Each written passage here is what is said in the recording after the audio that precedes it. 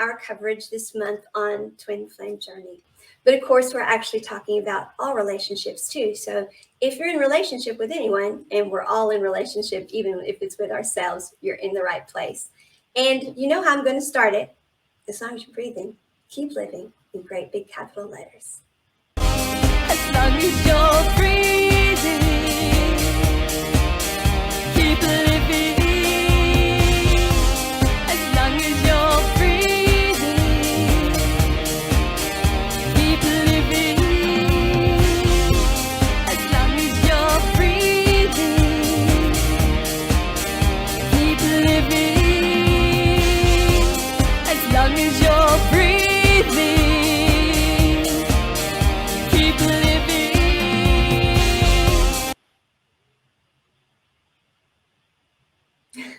All right. As you all know, I am a singer-songwriter as well. That's been that my whole life. Started writing songs, actually dictating them to my mama when I was like 3 years old. So I can remember being outside walking around with the dogs and my little dogs that followed me around and just spewing out lyrics for her to write down. So I was very blessed that she did that for me. But today, at the end of the show, I'm actually going to have one of my songs, which is called Shooting Stars and Rainbows. But the title for this show is actually taken from that song. There's a line in it where it says, I don't know where the line between hope and hoping against all hope should be. And so I want to talk about that today because twin flame union can sometimes seem like it's just not going to happen. But I want to go back to our story and read the last part of it. I'm just going to give you a synopsis of the first part really quickly. This is an anonymous story. The person would not mind coming forward at all. It's just she's respecting the twins' privacy, and so she's not doing that. But she still does want to help other people with their twin flame journey because once you're on a twin flame journey, you're always on a twin flame journey. I mean, once you find out you're a twin flame, you're a twin flame, and you have to learn to live with that and work with that in your life. And so that's what she's doing. And so this is part of how she's doing that, to be perfectly honest. And I do know more of the story than she was able to write here because she was, of course, trying to keep it concise and not just go on and on and on. And, of course, be careful what she revealed. But she met this man, and then at one point she was told to do this meditation where she would be shown she had a twin flame. Well, she didn't even believe in twin flames. Had never even heard of twin flame until that day. But Spirit guided her to do this, so she did. And the first face she saw was that of her first love from like when she was a girl and never understood why that relationship didn't work. They were like they were two peas in a pod, like destined to be together, it seemed. And it just didn't happen. And she never understood really what went wrong. So, but that face is not the face that stayed. That face went away. And this man that she had met just a year before, doing this meditation, or about a year before, his face showed up instead. And that did not surprise her because what she had read about twin flame before doing the meditation, her relationship with that man, now it was making total sense. And she went from being a total skeptic about twin flame to maybe there's something to this. Spirit wants me to do it. To holy smokes, I'm a twin flame. I prefer the terminology divine countertop. Divine counterpart. I like that much better, to be perfectly honest. But we'll go ahead and go with twin flame since that's what's out there and most people know. But divine counterpart, I think, more accurately describes. It's not that it more accurately describes it. It's just, it's not as triggering. Let's put it that way. It's not as triggering. But anyway, she was told that both of these people had worn a mask. That her first love had worn a mask, and her twin flame wore one too, and she needed to know that. And so she's like, well, I've been in touch with my first love for a while now. We've been friends now for years, messaging. He won't talk to me on the phone, and he alludes to and just flat out comes out and says sometimes that he has things he absolutely needs to tell me that I need to know, that I need to understand, along with saying things like he messed up, he shouldn't be alone right now. It's not how he wants it to be. And messages in the middle of the night, like checking because he knows her power is out. And let's see what else. And she's like, how do you know my power is out? And it's like, there were messages like, I remember everything about every moment with you, and those kinds of things. So it was really confusing. It's like, okay, so we're just friends and you won't talk to me on the phone. We only message, and yet out of the blue, you'll send these messages. And so he kept saying that he was going to talk to her on the phone and explain everything. But she was to the point that she had given up on that quite some time back. It was like, okay, you've been saying this for years now. You've been messaging this stuff for years, and you're not going to tell me. And she was sure he was never going to tell her. And but still, at times, if relationships were going rough, that's who her mind went back to, and she's like, well, maybe there's a chance. Maybe there's a chance. Until she met this man. When she met this man, the one who was revealed to be her twin flame, she just knew they were supposed to do something together. And it wasn't like an edict. It wasn't like, okay, you have to change everything about your life. This is what you're to do. You have no choice. It wasn't like that. It was, she just knew. Everything in her screamed, you're supposed to do something with that man. And she immediately loved everything about him, and has great respect for him still now. And that is one of the things that I do want to say about relationships, all relationships. Everything is energy. And so it really is about managing your energy. There's no good guy, bad guy. Okay.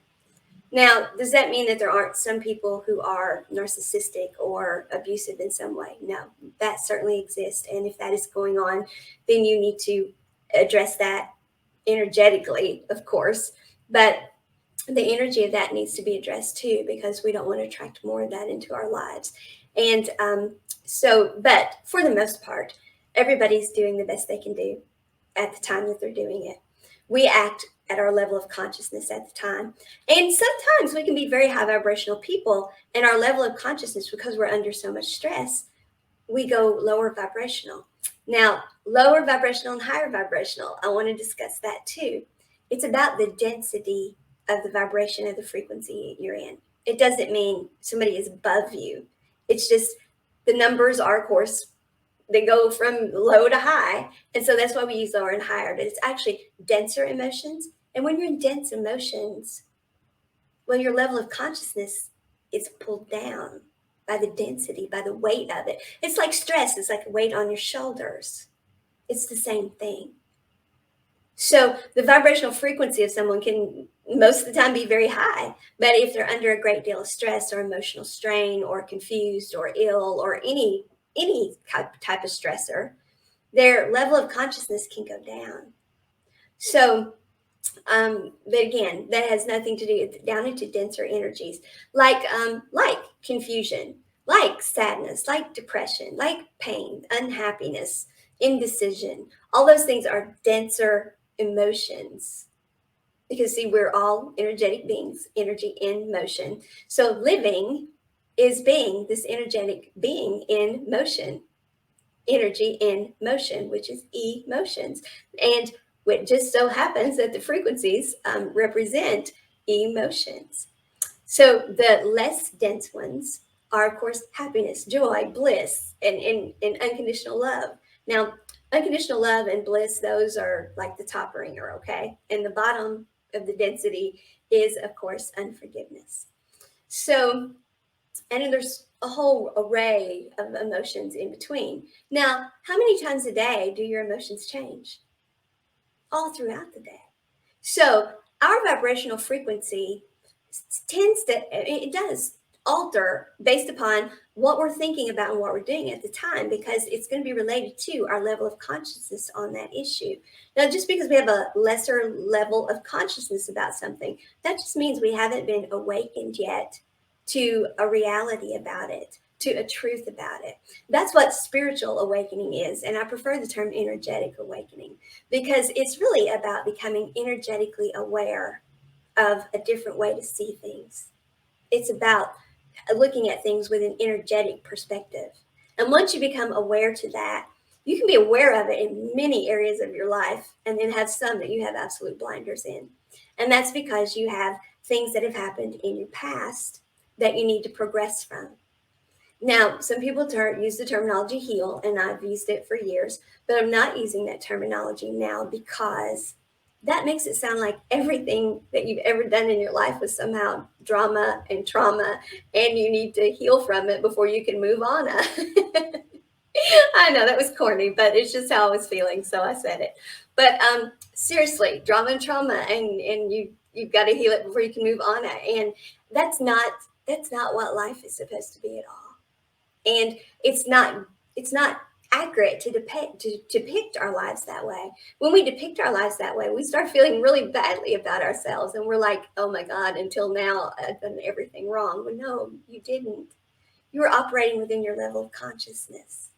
Now, that level of consciousness was formed, of course, by all of the societal programming, the family expectations, the way you were raised, the area you were raised in, how many people in the cheap seats you let influence you, and that's anybody that's not you. Anybody outside of you, that's somebody in the cheap seats. And the further removed they are from you, that is really cheap seats. So, like your significant other, okay, they matter. And so they have some degree of influence in your life, which of course you need to be energetically responsible with.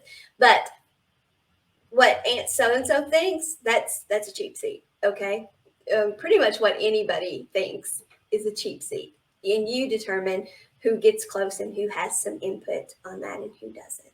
So anyway, that's what we are. Is we're these energetic beings, energy in motion, and so there's no good guy, bad guy. All right, unless we are dealing with somebody who is narcissistic, something like that, and even then, the good guy, bad guy is not the way to look at it. It's just somebody who is just energetically at not a good place. And can they come out of it? Will they come out of it? That's not yours. We can't fix anyone. We can't progress for anyone, or heal if you prefer that word. But because yes, we have things in our past that we need to heal from and we need to move on from. And it's actually because our lives are stories that were written before we ever got here. And in our own free will, we wrote these stories. And so now we are here and we're waking up to them too. That's another thing that's energetic awakening, is awakening to the fact that your heart knows your story. And you have to transcend the mind, which has become programmed with all of this stuff and has become your protector. And it says, no, don't go there. We did that once and it didn't work out well. And the heart is saying, shh, be quiet. We've got it this time. We're at a higher level of consciousness. We have become energetically awake. We know what's going on this now. And we're trusting our gut. We're listening to this. We're in touch with the control tower, which are our guides or our higher self, or whatever belief system you have. But it's higher dimensional energy that can see things that you can't see and that you can get intuitive hits from or direct information from, depending on your clairabilities, whether you're clairaudient, clairvoyant, any are just very intuitive, all of those things. So as we progress along our timelines and heal, well, our level of consciousness goes up. All right. So no good guys, no bad guys. And we created this story already. And once we're energetically awake, we know that. And we have that control tower going. We have the heart going, which is our intuition dimension. And then our gut we can use. That's the solar plexus. That's where our strength is at. And once we do that, then we can go down through our life, progressing along our timeline. And that's a really important thing to do because we are energy, and energy is always moving. So if you're not controlling, if you're not aware, if you're not the one that's making the decisions about your life, then you're just going down with the flow, okay? And it doesn't matter that you wrote your story already. You would think, well, if I wrote it already, I can just go with it. Everything's just going to work out magically the way it's supposed to.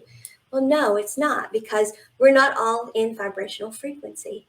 We're not all in our alignment like we should be. We are just now, as a people, energetically awakening and becoming aware of all of this. And because we've been in these denser energies, people have not followed their heart space, but listened to the dimension of the mind, the protector.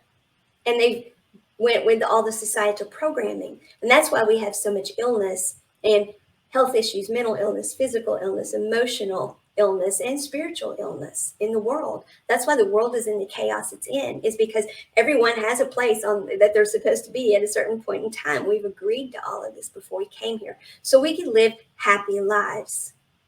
And if we're not showing up in those places, well, then somebody is waiting for us. And it's not happening. So that creates a butterfly effect in that person's life. What is supposed to happen for them is not happening. And so if it's not happening for them, then they're not where they're supposed to be. And then whoever they're affecting, they're not where they're supposed to be. And it causes this butterfly effect. And that is what has caused the chaotic energy, which has in part led to us becoming the world that we are right now. There's more to that, though, and I'm going to cover that a little later in this. I know I'm getting deep into this, but it's important to understand all of this so you understand what energy management is and why it's so important, and why I want you to use energy management for your relationships, because relationship is everything. Energy is when one thing moves, it moves another. So everything is oneness. So we're always in relationship with ourselves, with what we're co-created from, which of course is the universe itself, with the divine, whatever your belief system is, it doesn't matter. Energy doesn't care what belief system you have, just as long as you understand it's energy, and we all are one. And so we did not come here for Hard Knocks University. All right, that was not the intent. Why would higher vibrational beings want to create physical bodies to incarnate in and then want to put them through a bad experience? I mean, look at some of the experiences we've had in this world. Higher vibrational beings would not want that, and they didn't. These bodies were designed to function at a higher vibration, and that required that all 12 chakras be utilized. But at some point, we shut down and went to only utilizing 7 chakras. So when we did that, we became a denser, lower vibrational being. And that's how we got to where we are today. And so we're at a point in time where the whole planet's vibration has gone up from 3D to 5D. I know y'all heard about that big shift a year and some odd months ago now, the dawning of the age of Aquarius that we have moved into. That's what all that is about. And so we're at a point in time when the planet itself has raised vibration. And so everyone on the planet is raising vibration as well. And so we're having these energetic awakenings, and we're becoming aware of this. And now we know that some people will say, well, if you don't have bad times, you can't know good times. Seriously? Think about that. That is the quintessential example of the polarity of this world that has been created, when that's not true. You can know baseline as good. Things are good. You can know when they get a little less than good, but you don't have to go all the way to rock bottom before you understand that, oh no, I want them back up here. I want them at good. And then you know when things get better and better and better, or gooder and gooder and gooder, all the way up to this is just freaking amazing. You know that. Well, that's the kind of lives we came here to live. Of course, we came here to experience some things. We were going to miss some marks and that kind of thing. But we weren't meant to ever stay stuck in any of those things. We were meant to know all of this stuff and to use those things to help make us advance and move on. And by doing that, we could quantum leap by understanding how to use our chakra system, by understanding how to transcend the mind, understanding how to progress from that space energetically, how to pull our energy out of that space and into the present. When we do those things, then we are living in great big capital letters. We're living the life we came here to live. But the thing is, most of us aren't doing that. So we're not in our vibrational frequency. Now, if everyone is in their vibrational frequency, then that supports the oneness, and it takes, it puts order into what's chaotic. It takes chaotic energy and it makes it orderly energy. So we're not there yet, folks. We are in the process of getting there, and it's going to take us some time. It's not like we could stop the planet and say, okay, everybody, this is your frequency, plug in, and now start the planet back up and let's go. We weren't able to do that. So this is taking some time to happen. And in the meantime, then, we still have butterfly effect happening. So no, we can't just roll with the flow and just, and say, okay, my life is just going to unfold the way it's supposed to. No, it's not. It's not. If it's meant to be, it will be.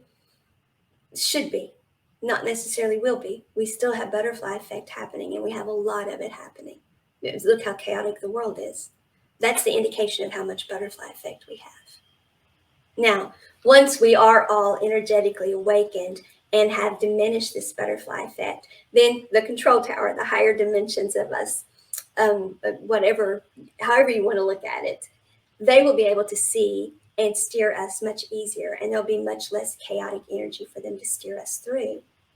But even then, we're going to have to be doing our energy management all the time to stay in this vibrational alignment that we came here to be in. And that is really the only job we came here with. But it is an amazingly important job. Each of us being in this vibrational alignment and being where we said that we would be, you can expect this of me, I will be there. Well, that's what stops the chaos. That's what puts everybody's life back into order. And then we come here and we have those heaven on earth experiences that were actually written for us. Because these higher vibrational energies did not come here to go through Hard Knocks University. It's because we shut down the chakra system and we weren't utilizing it properly. And we're going to talk more about that a little later too. So anyway, I'm not sure where we were going with all of that now. That's a lot of stuff, and sorry about that. But it's important to understand these basics so you understand why energy management it's everything. Managing your energy is managing your life. It's living. Some people consider self-care like exercise today, check. Brush my teeth today, check. Check my boundaries today, they're all intact, check. Oh, I'm going for a mani-pedi. I'm so stressed. Check. All those things are great and good, and we need to do things like that. There's no doubt about it. Those things should be in our lives, but that's not our total self-care. Our total self-care is constantly being in analysis of where we're at energetically. And when we do that, then everything else in life gets better. So you can go get that mani-pedi because you really want a mani-pedi, not because you're all freaked out and anxious. All those boundaries that you're setting, well, you don't really need those boundaries when you're in your energetic alignment. Now, does that mean you let everybody do whatever they want to you? No. But you show up in the world and you say, this is what you can expect of me. This is the parameter of who I am. You don't have to set a boundary then. People know. People just know. And if they do start to cross it, all you have to do is say, the way I show up in the world, this is who I am. And calmly say who you are. And that indicates what your parameters are. So then there's not, well, I've got to have this boundary here and that boundary here. There's not all the stress of having to keep up with that. You just set your parameter. And you say, no, I don't show up in the world that way. That's chaotic energy. And I don't show up in the world that way. So it's really important that we understand what our self-care is. Our self-care is all we came here to do. When we're doing our self-care, we are automatically plugged into the frequency we're supposed to be in. And when we're plugged into that frequency, we will then be getting that intuitive hits from our intuition dimension, the dimension of imagination, the dimension of the heart. Because see, this space, the imaginary dimension, can conceive of what the story was. It knows, and the intuition is there. Imagination, as in, can you imagine this? Can you imagine that this is an opportunity for you? Can you see this? Come on. That's our intuition. And it has to overcome the dimension of the mind. So, yes, then you will flow along that. But the way to do that is you have to constantly be doing this energy management. So energy management is our true self-care.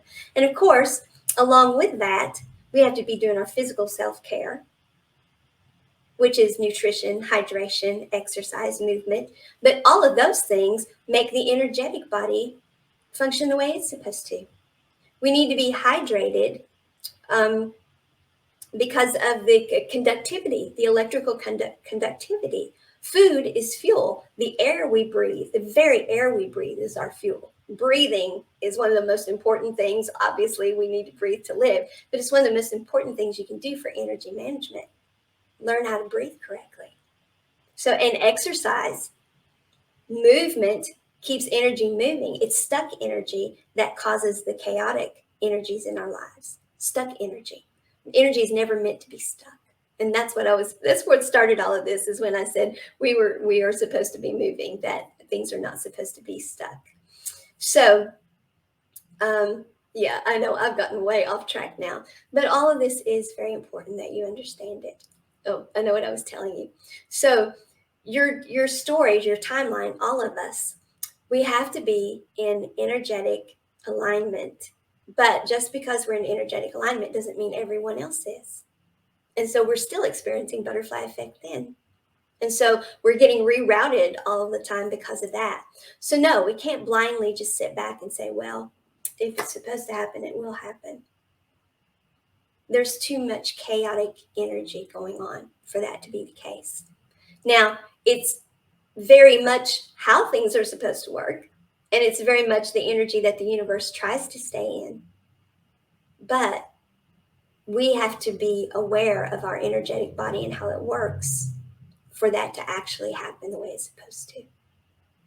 As you can see, all the chaos we have here.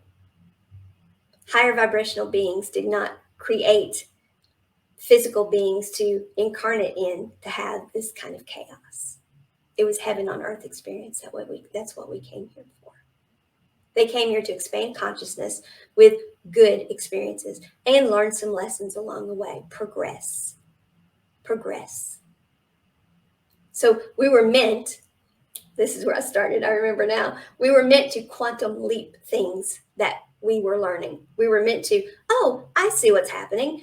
Let me assess this energetically. I understand this now. That was somebody trying to do societal programming. We did away with that stuff. We don't let somebody program us and tell us from a societal standpoint what our relationships are. We decide what our relationships are. No one else tells us what a relationship is supposed to look like. That is up to the individual. We are free.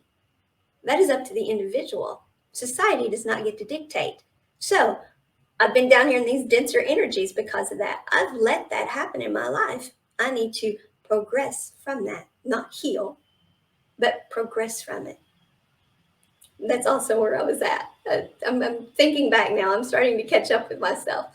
So we are progressing down this timeline, but we have to do energy management, and we have to be actively participating, or our life is just happening to us. And all the butterfly effects are determining what happens, not us.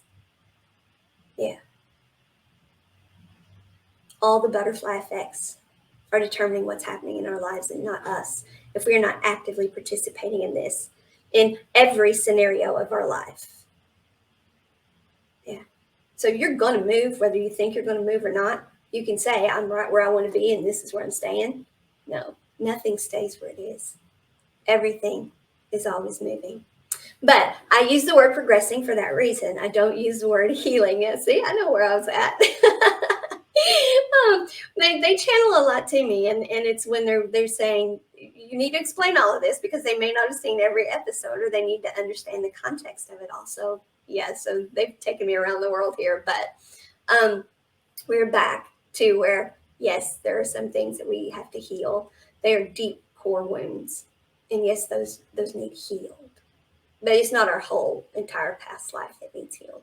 And we can quantum leap that too. Now, that doesn't mean we can do it maybe as fast as we can quantum leap other things, but we are not meant to be stuck. Energy management is the quantum leap. Knowing that it's raising my vibrational frequency, releasing what that is, forgiving everything about it, including myself, whether I see what my role was, even think I had a role, forgive myself for even being in it.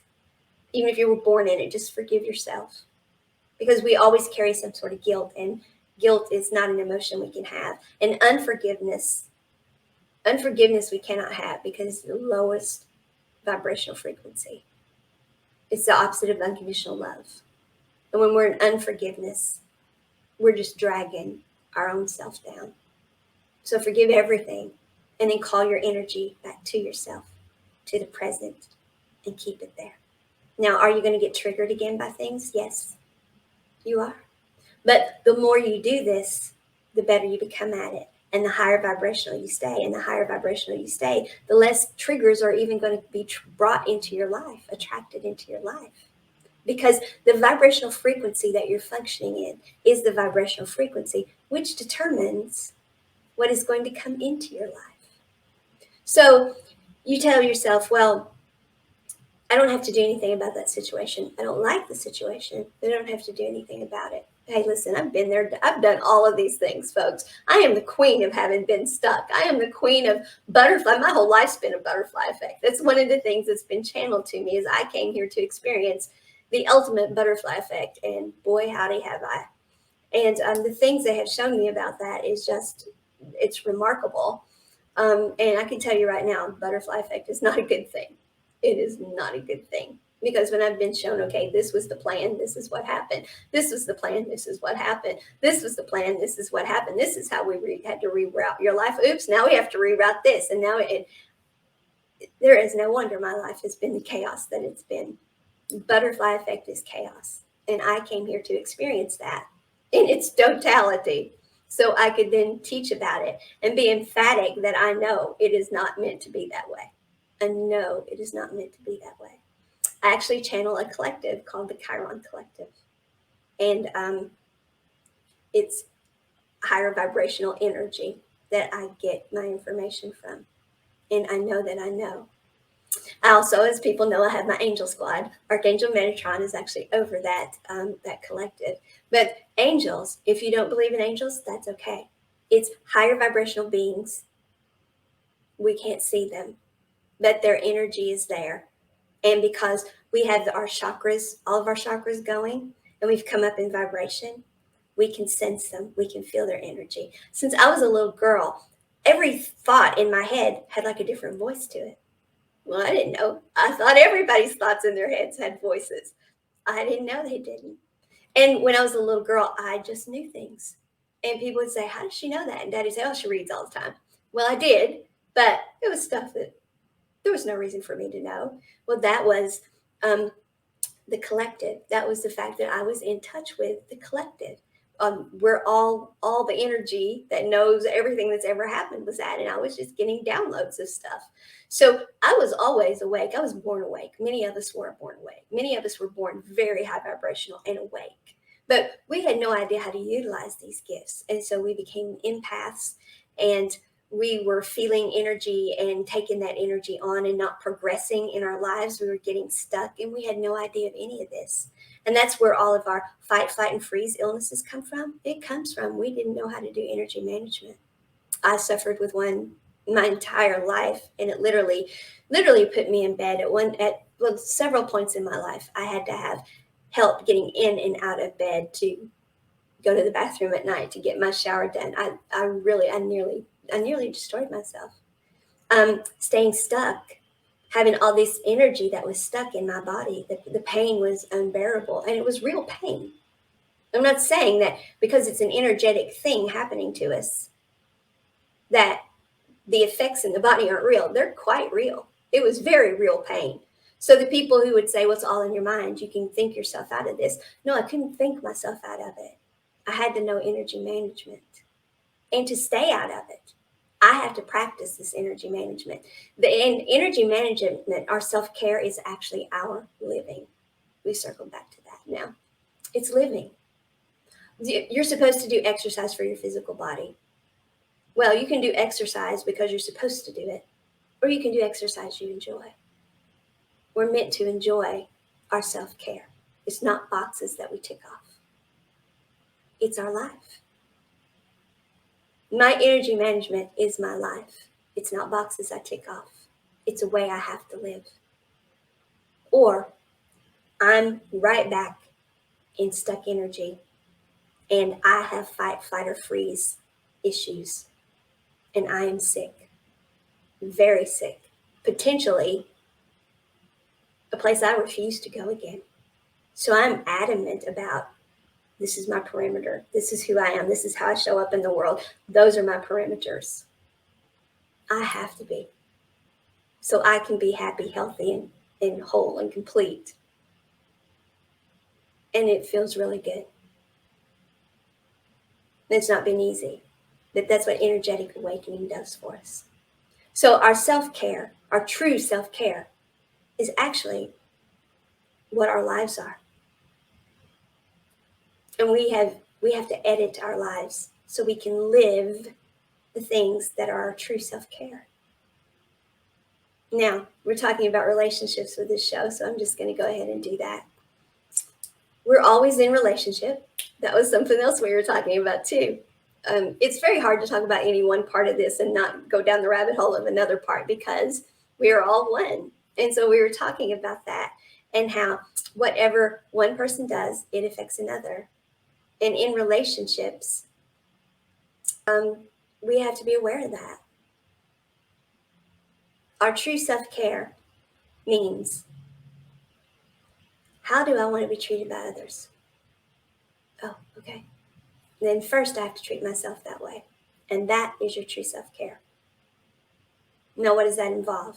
Well, I want the time to do my physical stuff, so I'm healthy and will look good and all those things. So I've got to have that time. And am I going to do it because society says you have to go to the gym, and society says you have to do yoga, and society says you have to play golf, and society says, or am I going to do physical activity that I love? Am I going to listen to my heart space? Is it going to say, you really like to play volleyball, and there's a group over there they like to play too. Why don't y'all start playing volleyball? Oh, well, I'm supposed to go to the gym though. It's exercise. Which would you rather do? Well, I'd like to play the volleyball, but what if they don't want to play with me? And I've tried to do this before and it didn't work out, but you're at a higher vibrational frequency now. So you are going to attract to you people who will play volleyball with you. Oh. Huh. Yeah, you just transcended the mind. And the mind is like, just learned something there. So now that's in your programming. This is how we rewire our programming. This is how we rewire our brains. We have to transcend it first and show it. We have to show it. This is how it is. And then it's like, oh, we've done that. That works. Yeah. I'm on board now. As a matter of fact, I don't know what took you all so long to get there. And then the mind will go into, why didn't we do this before? And then you start feeling guilty, et cetera, et cetera. The vibration goes down. No, you see, energy management. It is your constant and only reason to be here, is to manage that energy so you stay in vibrational frequency, so you're happy, healthy, whole, complete. So you're you, the one and only you. That's what you came here to be. That is your greatest gift to anyone, to everyone, because it takes all of us doing that for us all to have the lives we're supposed to. One of us misses the life we're supposed to have, we cause other people to miss the life they're supposed to have. That's the truth. If one of us stays stuck and is missing the life we're supposed to have, we're causing everyone to do it. Our lives create butterfly effect. That's why we're to help each other. That's why we are to, how do I want to be treated? Okay, I'll treat myself that way. Now I'm treating myself that way. This is how I show up in the world. That sets my parameters. And I show up in the world the way I want to be treated. So that means I treat everyone else that way too. It's mutual respect. That's the lives we came here to live. And there is nothing low vibrational about those lives. As a matter of fact, you cannot maintain order. You cannot maintain high vibration if you're experiencing what some people say we have to experience. Well, without all that, we wouldn't know. The heck we wouldn't. Yes, we'll know. We'll know. Things could go bad, but they don't, because we stay above those energies. Because we're doing true self-care. We're deciding, not programming, not people in the cheap seats, and we are progressing down our timeline in a way that lights us up and makes us show up where we said we'd show up. We're eliminating or decreasing the butterfly effect. There is somebody waiting for you to be you. There's a lot of somebodies waiting for you to be the one and only you. So every moment that you don't, there's a lot of somebodies who are getting stuck themselves or having to reroute. And they're like, what is going on here? I know, I feel it. I know this is supposed to be this way. I know it. My intuition knows, yet it's not. And so the control towers up here, they're desperately trying to fix all of this for us, folks. But the world is in chaotic energy because of this. And it's going to take a tipping point for this to happen. If the last statistics I heard were like we were 30% awake, 70% unaware energetically. That's a pretty good number of us. It's enough to make things better. It's enough to have prevented a lot of things that we were just sure were going to happen. But the energy is high enough that we've prevented that. But it's not where it needs to be. But when we get to a certain point, that'll be the tipping point. And yes, there will still be some who aren't there yet, but we will still pull everything up. So each of us getting into our place, it's going to help your neighbor. It's going to help your kids. It's going to help your enemy. Because you don't need to have an enemy. We don't need those labels. We did not come here to experience the denser energies. And don't let anyone tell you that life is Hard Knocks University and you came here to experience bad stuff. You did not. You deserve the heaven on earth that you came here to live. But it takes all of us doing true self-care, which is our energy management. Eat the foods you love. Eat the right foods in the right amounts so that you stay a weight that is healthy for you. But don't worry about if somebody says, well, you can't eat that candy bar because you're on a diet. That's nobody else's business. Enjoy the food you have. Somebody says alcohol's bad. Who are they to tell you that? You're free. If alcohol is not bad for you and you're doing fine having a glass of wine or a cocktail, then no, it's perfectly fine for you. No one else is to tell us that. When we put ourselves in these situations where we think it's self-discipline, we think, I'm so disciplined. Okay, I really want a chocolate cake, but no, I can't have chocolate cake because I'll get fat. How about you go ahead and enjoy the cake, but you regulate the rest of your diet so you can enjoy that cake and not get fat. Maybe you're the one who's supposed to start that volleyball group. And so then you can have more calories after all, and you're not in starvation mode, which increases our anxiety, decreases our health because we don't have the fuel we actually need. Plus, it lowers our vibration because we're at a meal, which we're supposed to enjoy, and we're actually not enjoying it because I don't like that. But I'm supposed to eat those things. No, you're not supposed to do anything but be the one and only you. So that's a whole lot, I know. It maybe sounds off track, but it's not. Because we're all meant to be here in 1 + 1 = 3 relationships. That's what Twin Flame is all about. I know we've talked about that already. So we've covered a lot that we've already covered. And you got a lot of energy management 101 here really quickly. And I help people do this, by the way. So if this is something you would like to do, I do have a daily guide that you can use. I've got videos to go with it. There's more coming out about it all the time. But I live this way, folks. And my life was nothing but chaos. And does it still have some chaos in it? You betcha. Because of butterfly effect, because things pull my vibration down that I don't control. But I do control me. And so to progress along my timeline, I have to figure out what's pulling me down. And then I have to deal with it. And that gets us to our topic today, which is the line between hope and hoping against all hope. How long do you let that pull your vibrational frequency down, that your twin flame and you cannot come into union? How long do you let that happen? Is there a line between hope and hoping against all hope? Let's catch up with the story now. So she figured out that he wore a mask. They both wore masks. And then the boyfriend from years ago, the first love, finally reveals in a very dramatic way what his mask is. And shocking to her that he did it. Not shocking once she found out what it was. She pretty much figured it out, to be perfectly honest. Um, but yeah, he revealed it in a very dramatic way. But she still didn't know what the twins' mask was. And so she did, along the line, though, figure out that she had worn a mask herself. And so she had stayed trying to make this relationship work. And she had changed her level of consciousness about many things. And so there were many things she kept trying to explain and fix and go back and redo, but we can't rewrite things. We can only progress down our timeline. And so, and she could release it herself, and she could progress down the timeline. She could pull her energy to herself. But then if something happened with the twin, it would trigger her, and she would be back down with her energy down again. And twins are quite empathic, and she happens to be a very high empath, very high in all of her clairs, actually, very, very, very high in all the clairs, most clairs.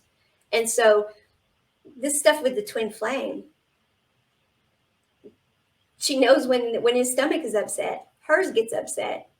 She knows when he's anxious about something. She'll be working on something, and she's all of a sudden, she's nervous, she's anxious, she's having a bad day, and she's like, what is going on with me? I was fine. And Spirit is like, hello, if you're fine but you're not fine, it's the twin.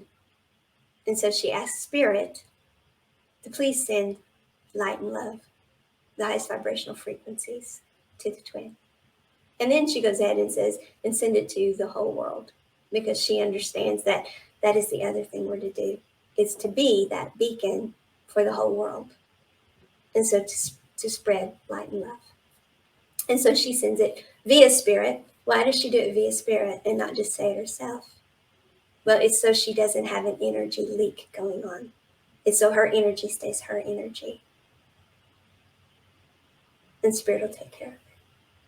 And so yeah. So anyway, she was feeling the twin all the time. She realized that she was also feeling a lot of guilt, because he's not the only one that wore a mask. She wore a mask. There was something about the two of them getting together that she had to be very brave and bold and do, something that was not in her character. And she did it. And but as she says in the story, when we do that, people think we are those things. And no matter if we tell them or not, or if we show them even, they still have in their mind, no, she's like this. And she wasn't. And so his perception of her was that she was brave and bold in this area all the time. And no, she wasn't.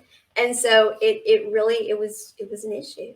That seemed to be the person he expected her to be. And she wasn't that person at all. But apparently he's wearing a mask, so he wasn't that person at all either. Now, of course, it doesn't mean that their mask hid everything that they are. No. And that is something that is why she says she has so much respect for him. She got to see a great deal of him. He got to see a great deal of her. They know each other very well. They have areas that are masked. And those areas reflect, for both of them, things that they need to progress from. Now, this gets us to twin flame mirroring, and I'm going to go ahead and talk about it. People will say that the mirroring of twin flame, because twin flame, it's usually going to be the same thing. It's going to be wrapped up different. One may be because of an issue with their mom, the other one an issue with the dad, or issue with a brother, or their society programmed them this way, and the other society programmed them that way. But it's still going to be the same kind of triggers and essentially the same issue. And so we'll be told, well, the twins can't get together until they heal everything, because they're just going to trigger each other, and they're not going to be able to get along, and you're not going to be able to stand the side of each other, because every time one does something, it's going to be like it reminds them of themselves. And so twin flame doesn't work for that reason. How do you want to put your makeup on, ladies and gentlemen? If you're shaving with a real razor, how do you want to do it? You want to do it with a mirror. Absolutely. Twin flames quantum leap everything in their life. When they transcend the mind and start communicating with one another, and they use this mirroring effect, they actually create amazing lives because they communicate and they do this together. That is part of a 1 + 1 = 3 model, because we all mirror each other in some ways. So your best friend to be with is not one that bitches and moans about everything, but the one who you can mirror one another, and you can see things and you can talk about it some, and you can help each other overcome them. So that is one of the biggest things about relationship. That is the fastest way for us to do this stuff. One of the fastest. So actually, the twins going ahead and finding out they're twins and getting together and learning to mirror one another, learning to communicate using this 1 + 1 = 3 model, where we're creating another whole dimension of the relationship is another whole dimension of consciousness, which exponentially raises the vibrational frequency of the planet, which helps quantum leap that tip that I told you needs to happen. So yeah. So the fact that the twins mirror one another, that is their superpower. That is their superpower. But if the level of consciousness is different, if one is aware of this and would love to have these conversations, but doesn't know where the other one is at, and just it seems like they can't have the conversations, or you knock on the door and you try to start them. Oh, are you aware of this? Do you know this? Or have you noticed this? You knock on the door. You can't really go in and say, well, you can be a bear in a china shop like me, and you can say, we've had past lives together. We're you can say all that, and who knows how they're going to react. She told him some things, and his reaction triggered her, because his reaction, he laughed. He didn't believe her, and that just triggered the daylights out of her, because here she was uncovering finally what in the world was going on with the two of them, because she knew they were supposed to be together, and yet it wasn't happening. And so she was finally getting, oh, and so she's so excited, and he didn't take her seriously, and so that triggered her, and she's not somebody who triggers that way usually. But she was going through her energetic awakening, a higher awakening. We can go through many spiritual or energetic awakenings. So she was going through the one that correlates with this change in the planets, the higher vibrational frequency of the planet now, the dawning of the age of the Aquarius. She was going through her level of that. And so she had all of this empathic energy coming her way. And she started realizing much of it was his. And she started realizing that she'd been feeling his energy her whole life. Now, had he been feeling hers? I don't know. She doesn't say here. But it doesn't seem like she was able to ever get to the point where they were having these 1 + 1 = 3 type conversations. Now, they had conversations, and they both, she's very careful to say, now, this is not labeling him as a bad guy. He was at his level of consciousness of this situation. I mean, she describes him as, she has so much respect for him, and she knows herself so well. So he is obviously very transcendent and very high vibrational, and his conscious level is very high on many things. But his bugaboo in his life, obviously, is around making this relationship happen. And so that's the area that his level of consciousness needs to come up in, like hers has come up. But she doesn't control that. And that is the other thing about energy management. We don't control what other people do, nor can we manifest what they're going to do. We can put our energy out there and say, Spirit, this is what I want. This is what I know intuitively we're supposed to have. So I'm knocking on the door and I'm saying, please, is there something we can do here? And the control tower is looking, and the control tower is trying. But if that person is still not energetically at that point, If they're refusing, if they're not transcending the mind, if the mind is keeping them stuck there, if they're not seeing all the options that spirit is giving them to maneuver this, to quantum leap it, there's nothing she can do about it. And that's the line between hope and hoping against all hope. There's nothing she can do about that. But send love through spirit. So anyway, so we're at the point where she says, more time has passed, and I do see clearly with my regular sight and my gifts of sight that the mask he wears is his choice to make. But it also is up to me not to have or allow someone in my life who is false with me, who wears a mask. I allowed it my whole life. My first love, my ex, and now my twin. It's well past time that I refuse to be disrespected in that way and in all the other ways that come with the various types of masks people wear. So she had felt guilty because she realized she had worn a mask with him. So she kind of felt like she was deserving what was happening. It's like, okay, I wore this mask of boldness in this particular area. That wasn't me at all. But somehow that's the impression he got, and he formed this opinion about her that she was this person. And no, not in the least. And so the mask he has on, I'm sure she has formed opinions too, made assumptions too, and got them very wrong.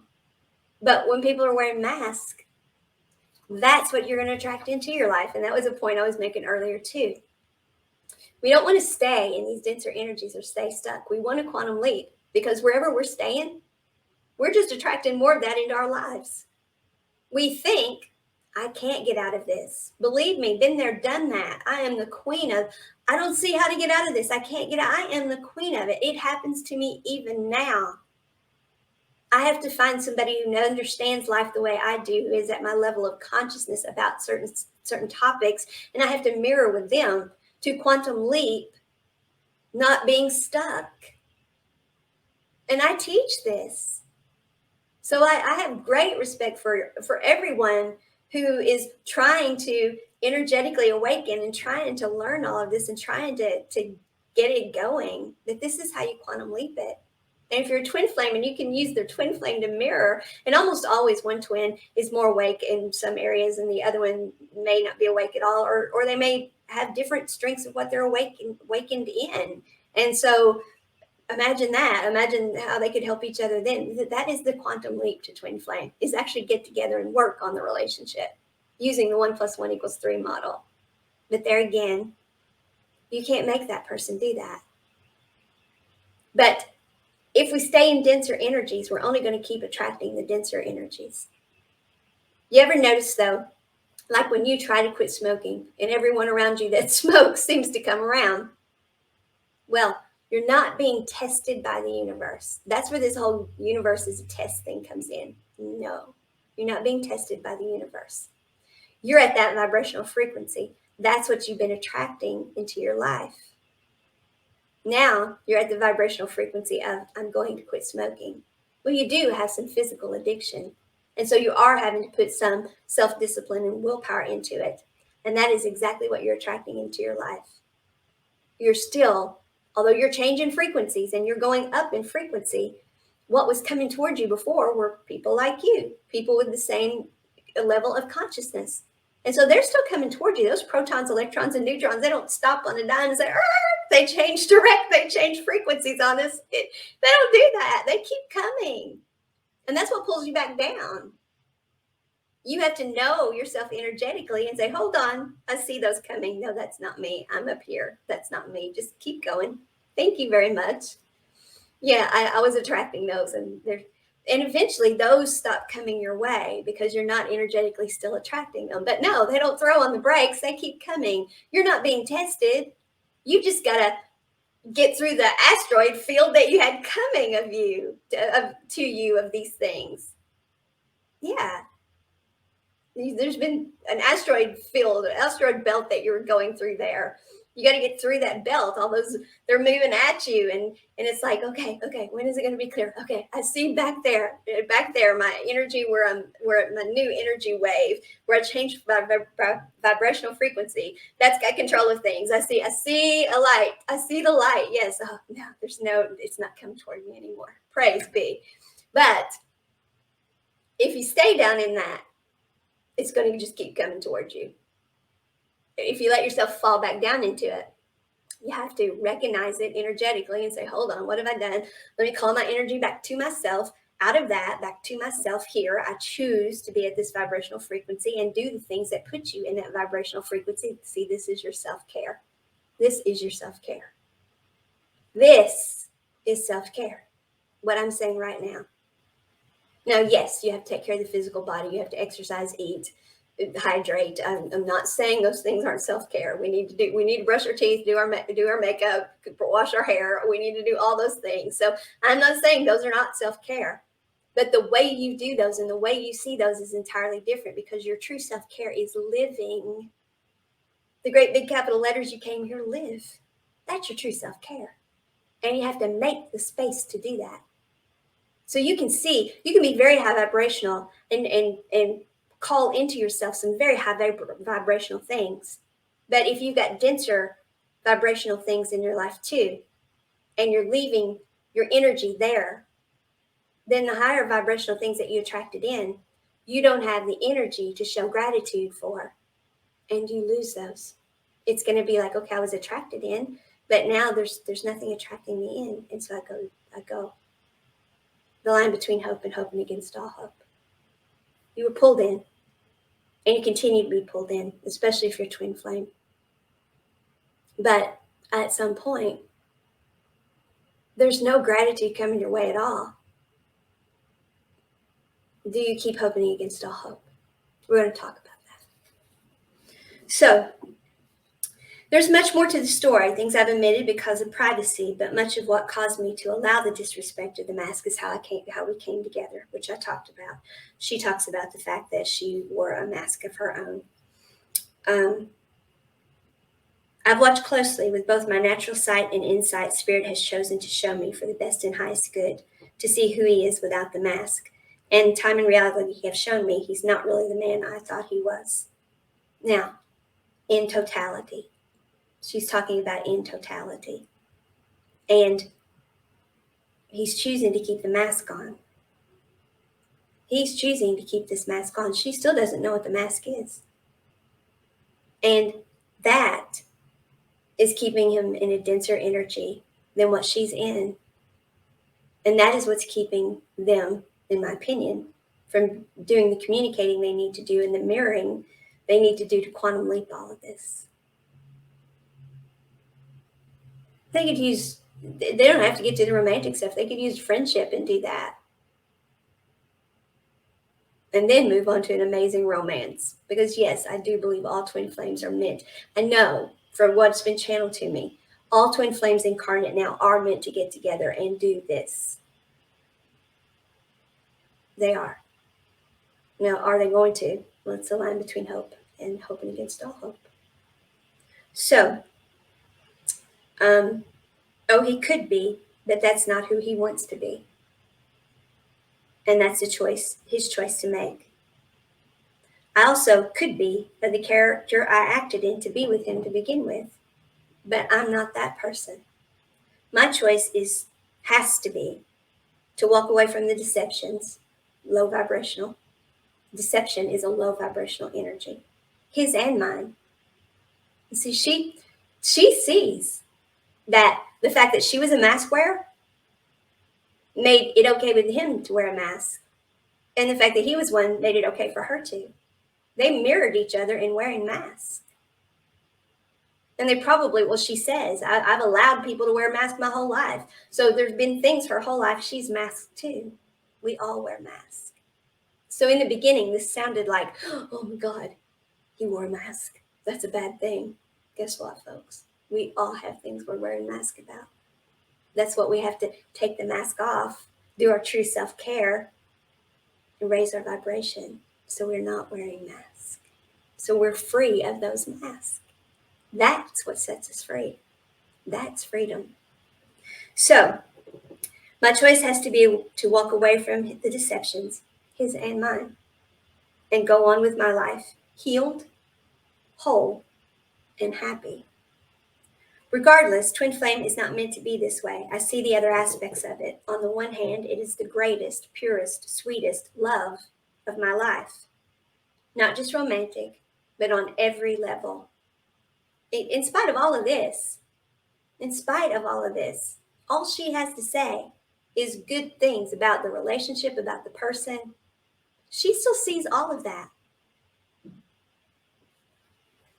But because of how we started in the natural, it has been frustrating, heartbreaking beyond words, and the loneliest experience in my life. She's gone through hell and back. But this is what she knows too, and what we all need to understand. We get into this good guy, bad guy. If he would just do this, if this would just say, if he would just do this. No. You're twins. This is your divine counterpart. If you've gone through hell and back, they've gone through hell and back. Now, what's causing it can be very different things, but you mirror one another. You actually mirror one another. So she realizes this, and she realizes they're in an energy deficit loop.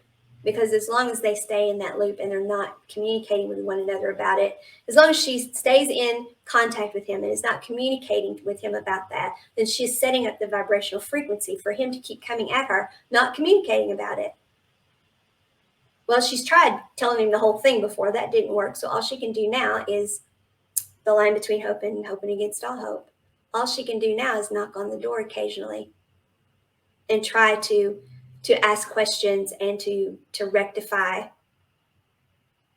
I know for a fact that she's made it clear to him, this mask that I wore, that's not who I am. Yeah, all that other stuff I told you, all that other stuff I've shown you, what you see now, all the stuff you've seen since then, all of that is me. And you got to see the good, bad, and ugly, because I went through this spiritual awakening thing and a whole bunch of other stuff that she does not go into here. And she has been through hell and back. But and so through all of that, she's been very transparent with him, very transparent. So she doesn't know what else to do except pull her energy up and stay there where she's healthy, happy, whole, and complete. As much as she can be, as much as any of us ever can be, because this is a journey. It's an ongoing process, and we've got a butterfly effect going on. And the twin that she knows about now, the love of her life, the energetic match to her, well, on some level, she feels totally rejected. That's something she doesn't get into here. But I've heard others say, that's the other half of me, and it's rejecting me. And you can't look at it that way. I understand the concept. I understand what you're saying. The other half of me is rejecting me. No. The other half of you is stuck in different energy. That's all. It's not about you. That's what we tend to do, is everything that other people do, our ego, and I'm using the word ego now, not the dimension of the mind, because this is our ego. This is the part of the mind that is ego. Thinks if someone is doing something, it has to be something to do with us. They did that to me. That's about me. That's why that happened. That is the mind. Because society has programmed us that people do things to us. It's somebody else's fault. They did that to me. That's about me. We've been programmed that way, to stay low vibrational, to stay in unforgiveness. When it really isn't got anything to do with you. It's affecting you because butterfly effect, the options, the choices, they're affecting you. But the choices that any person makes, they're making because of the level of consciousness that they're in at the time, the vibrational frequency they're in at the time. So, yes, it's the other half of you, it's your divine counterpart. And understand the illusion that what's wrong with me, that the other half of me, my divine counterpart, we can't get in sync with one another. What's wrong with me? How could the other half of me reject me? The other half of you is not rejecting you. It's not about you. You are where you are, and they are where they are. Neither bad nor good, just energy in motion. And your energy in motion, your emotions are telling you that. So you have to pull your energy out of that. Wait a second. You mean all the things they've done aren't because they want to treat me bad?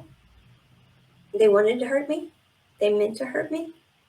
You mean they really don't see how this is hurting me? No, they don't. Or maybe they do, but see all these things you've been thinking? They're thinking some version of them too. That's what we have to understand about twin flame. This line between hope and hoping against all hope. Twin flames want to be together. So where is the line? When do you stop hoping? When do you stop believing? I'm going to tell you, it's up to you. It's up to you. Let's finish her story.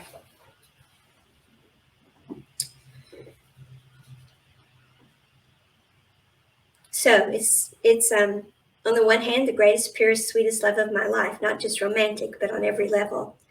But because we started in the natural, she's saying unaware of energy stuff, just not talking energy now, just the way we were when we started. Because how they started, it's also been frustrating, heartbreaking beyond words, and the loneliest experience of my life. All that aside, and more importantly, because this is the thing that matters for all twin flames, I also want to clearly acknowledge that I mishandled it from the beginning because I did not even know there was a beginning or what there was a beginning of until I became so deeply in it and had already handled it so poorly that any chance of saving it seemed unlikely. And what she means by she didn't know there was a beginning. She obviously knew there was a beginning to them. What she means by that is she didn't know it was the beginning of a twin flame journey. She didn't know. So she didn't know why it was so intense. She didn't know that they were mirroring each other. And once she found out they were mirroring and tried to tell him, well, he wasn't at that level of consciousness.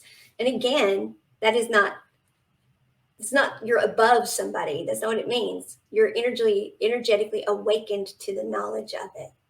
He's not energetically awakened to that knowledge. And may never be. His mind, the dimension of the mind, to protect him, may erroneously prevent him from ever awakening to the fact that they're twin flame, the line between hope and hoping against all hope. She doesn't know. I also know that I went on the journey alone. She doesn't feel like he's been on this journey with her. Now, she acknowledges and understands that he's been through hell and back too because she has. She gets that. She gets that he's been on the journey, but unaware that his perception of the journey is this shit just happened to us. But she understands energetically that what has. And she understands energetically what they have to do to stop it. But she doesn't know how to communicate it to him.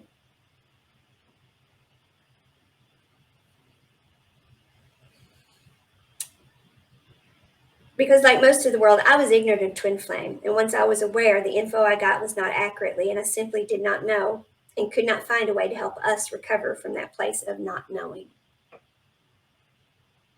She doesn't know. She knocked on the door. She tried to communicate. She doesn't know. how to do this.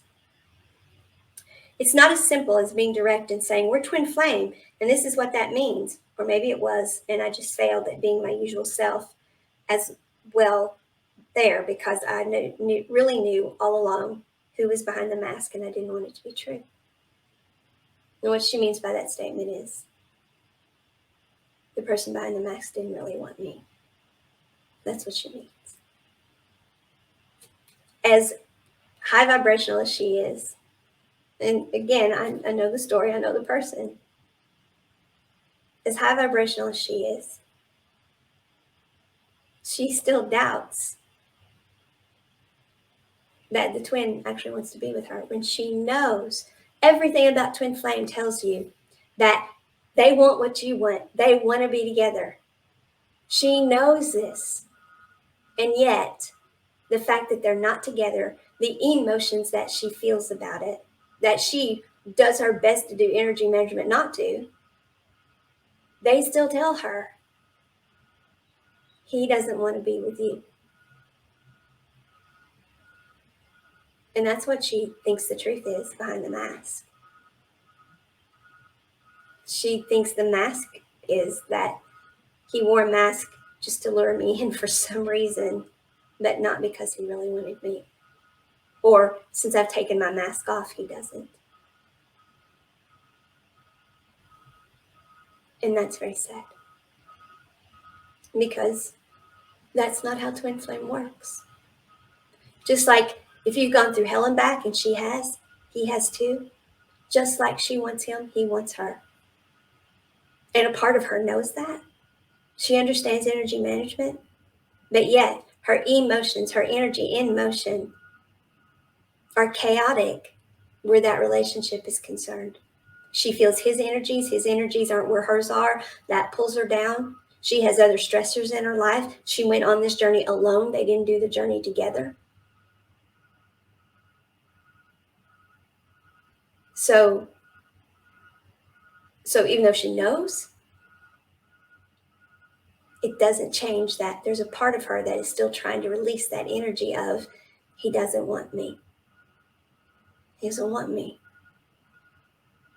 The line between hope and hoping against all hope. He just doesn't want me. Well, you have to come out of that energy, or he's not going to. Remember, whatever energy we in is what we attract. And if we're in the energy that says, he doesn't want me, then that's the energy we're putting out. So you have to know beyond a shadow of a doubt that that is the person you're supposed to be with. And you have to stay in that energy as much as possible. We'll get back to that.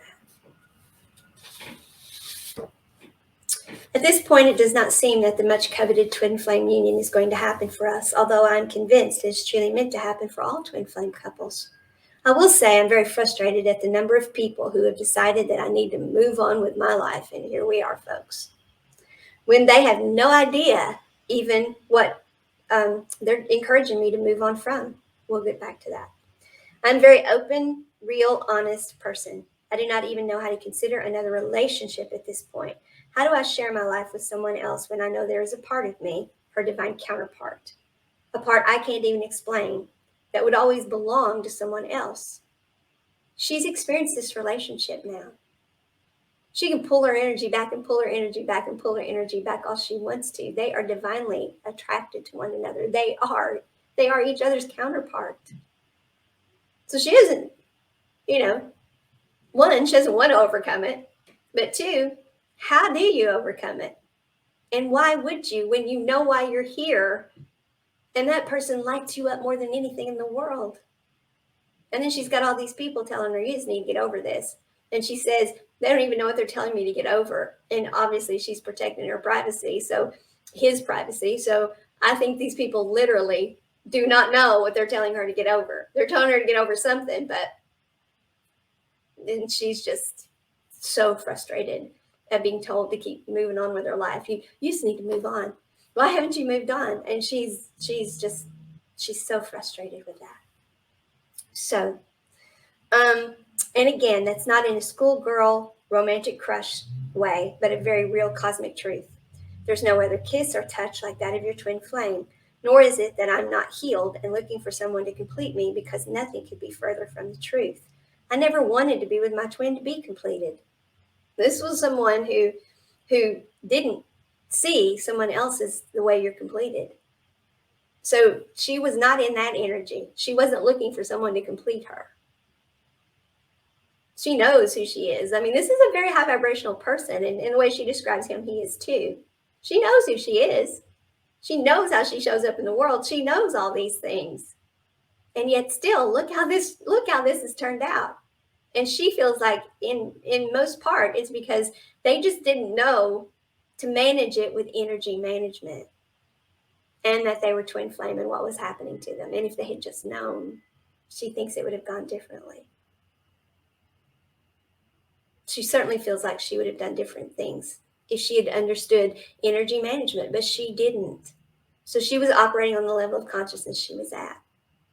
Very high vibrational, very aware of a lot of stuff, but still some things were eluding her. So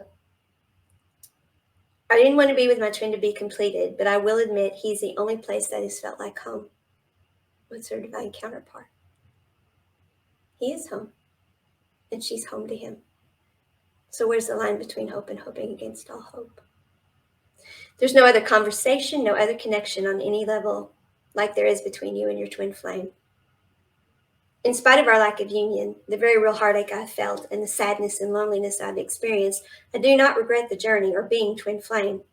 I regret my actions with him, but that showed me I too can wear a mask and much, much more. Because of it, I've healed at a level, deep core wounds that I'm not sure would have even surfaced otherwise.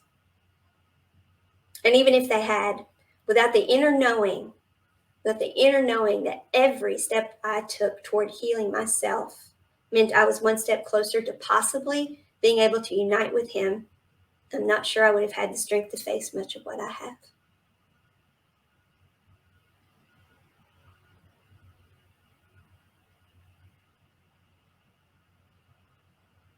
Some will frown at my giving him the credit. I'm not taking anything away from the fact that I and I alone have done the work. I'm merely ceding to the point that I was put on the path of healing to begin with because of having met and then so deeply and truly loving my twin flame. I truly hope someday he'll realize he too actually is on this journey. And he too has grown and healed in a way that will have made it all worthwhile. She wants him to be healthy, happy, whole, and complete too. This is a very high vibrational person. She understands that what we want for ourselves, we have to want for others, or we're not. That's what true self-care is. How do I want to be treated?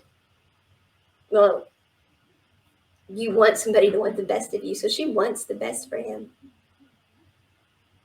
She very much, every part of her wants that to mean he wants her. And on some level, he does. But she doesn't know where he's at with any of that. And who knows when she's going to know. Who knows if he's going to overcome, if he's going to transcend the dimension of his mind in this area. She talks about him very highly. She sees him as very transcended, just not in this area. And she doesn't know if that's ever going to happen. So the line between hope and hoping against all hope, what do you do there? What do you do? It's my divine counterpart. We light up each other up like nothing else.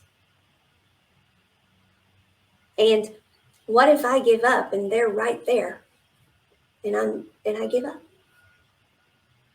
But I can't stay low vibrational. I can't let this cause anxiety in my life that lowers my vibration.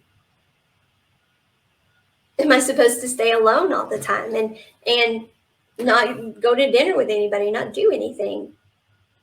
Well, she says she doesn't see how she could be romantically with anyone. But because it's not going to become a relationship, who's going to want to spend time with her? I mean, guys aren't going to really want to. I mean, yes, she can have friends, and I'm sure she has some.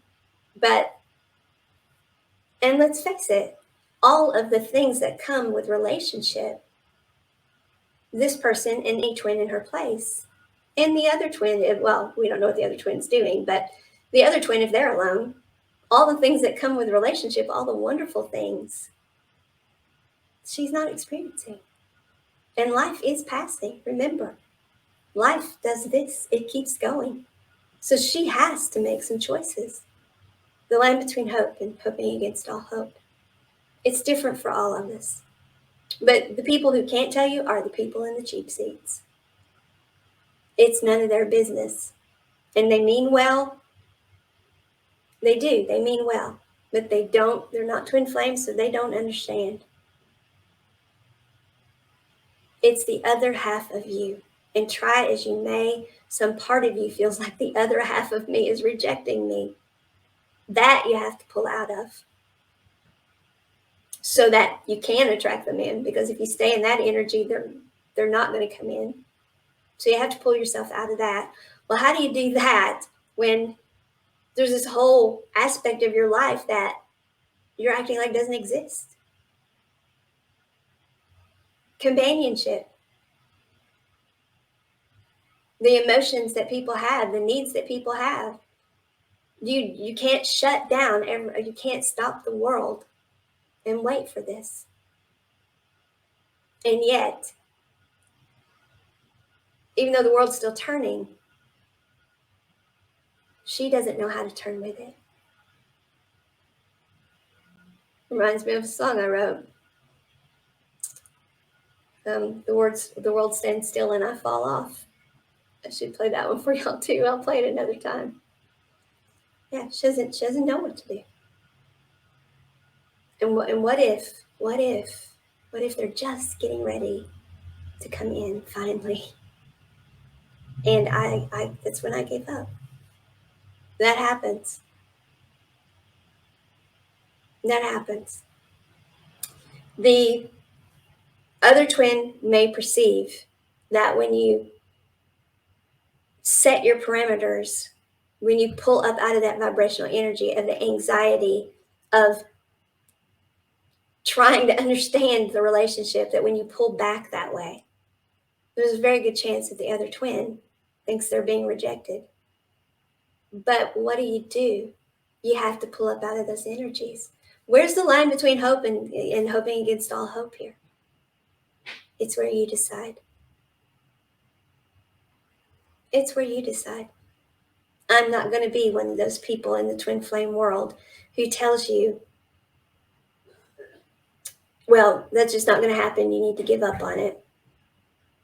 Obviously, the two of you aren't going to get together in this lifetime. He was just meant to teach you lessons. She was just meant to teach you a lesson. Learn your lessons, heal, and move on. Find you a soulmate. Soulmates are so much easier. Find you one of those. Not if she doesn't want to. But she also wants to be healthy, happy, whole, and complete. So what does she do? She goes along her timeline. This is what we all do. We progress. We keep pulling our energy back to ourselves. And we stay open to possibility. And that is the answer. Heal yourself.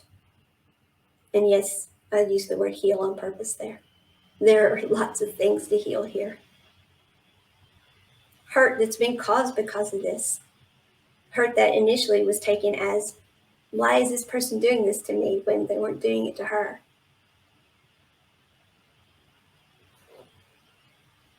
Why does this person not understand when I'm communicating so clearly? I'm saying so clearly, we're twin flame. We're mirroring each other. Why does this person not understand? I'm communicating so clearly. Why? How am I not communicating this right? I mean, she even says she's still taking blame, saying this high vibrational person is still taking the blame, saying I failed to communicate. I knew and I failed. No, she did what she needed to do at the time. And it's all a very emotional, intense situation. And she was going through hell in many ways, not just that. But she wishes him nothing but good because she knows, as twin flame, if she had that much chaos in her life and she was going through that, he was too. Maybe different stuff, but he was going through it too. At some point, maybe not at the exact moment she was, but at some point he was too. And that is a truth about twin flame we have to acknowledge. We can't sit and say, look what this has done to me. If it's done it to you, it's done it to the twin. Now, the twin may, because of different level of consciousness, the twin may have not perceived it that way at all, may have reacted to it entirely differently than you, may appear to be happy-go-lucky, or may appear to be rejecting you when they're not. They don't even know that you feel rejected. They may feel rejected. So it sounds rather hopeless, doesn't it? I refuse to see anything as hopeless. I do not believe in the Kobayashi Maru. Any Star Trek fans out there? I'm James Kirk. You reprogram the computer. You reprogram the computer. You reprogram the computer. The Kobayashi Maru. That's how James Kirk beat the no-win scenario that was really designed. If y'all are Star Trek people, you know this. It was really designed not to be beaten. There was no solution to it. It was about strength of character when you face a no-win scenario. Well, James Kirk was very high vibrational and very clever. And he's like, I'm not going to face a no-win scenario. I don't believe in them. I came here to have my heaven on earth. I'm going to reprogram the computer. And that's what he did. And he got an accommodation for it. That's what we have to do here, folks. We have to keep reprogramming the computer. Everything that comes up because of twin flame, we have to address it. Progress from it, pull our energy back to ourselves, stay high vibrational, stay in the vibrational frequency of, if I want that person that much, they want me that much. There's no way that it's not true. They're the twin. So they are just as attracted to me as I am them. Stay in that energy, knowing that. And that is hard when you feel like you're being rejected. So I'm not saying this is easy, but I'm telling you that's what you do.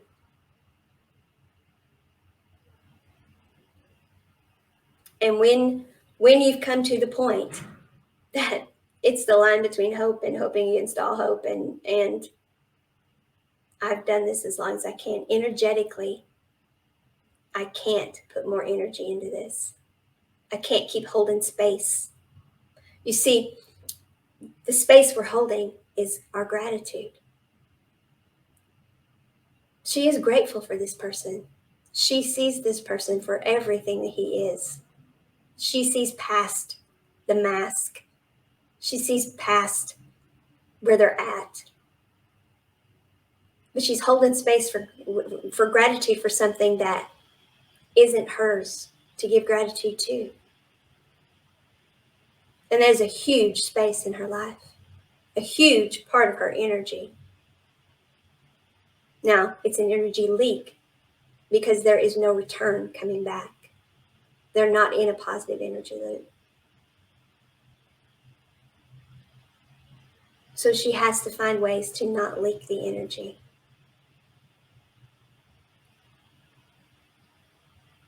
So what she does is up to her. It's her daily energy management to deal with. This is her true self-care. She's twin flame, and every day this is part of her true self-care. She's not in union. She knows who he is, where he is. She knows it's not her, literally, that's being rejected, and yet to not feel personal rejection is, in this whole thing, it's the other half of me, and it doesn't want me. I understand that logically that sounds like what it is, but it is not. The other half of you is vibrationally in a different place. And all you can do, because they are sovereign over themselves just like you, is be healthy, happy, whole, and complete yourself as much as possible. And decide for yourself every day, do I have the energy leak stopped? Am I holding space for this and not leaking all my energy out? Do I have the energy? Do I have the ability to stay focused and accomplish other things in my life with this gaping hole that I'm holding? It's a huge hole. I'm holding it. And yet I've got things I have to do. I have to have a life. The line between hope and hoping against all hope. Each person has to decide daily, based upon their energy management, can I take this anymore? Do I leave that space?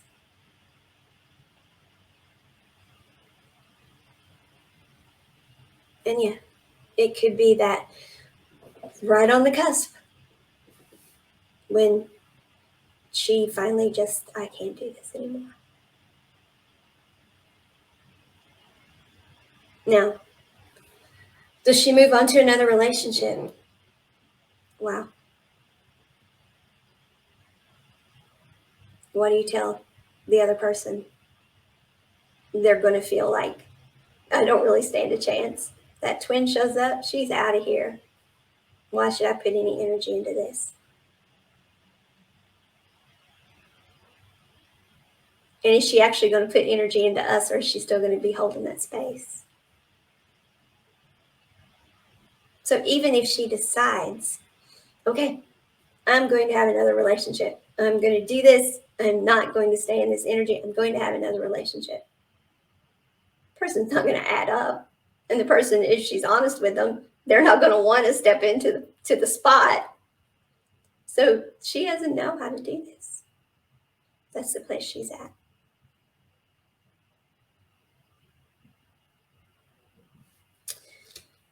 Drew my unicorn oracle card today. New opportunities.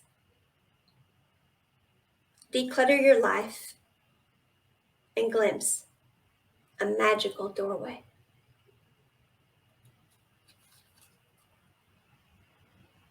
Now that could mean declutter your life of all this twin stuff, and there's a magical doorway for you. It could mean declutter your life forever of all this twin stuff, and there's a magical doorway for you. Or it could mean just declutter it now. Focus on you. Walk through the magical doorways.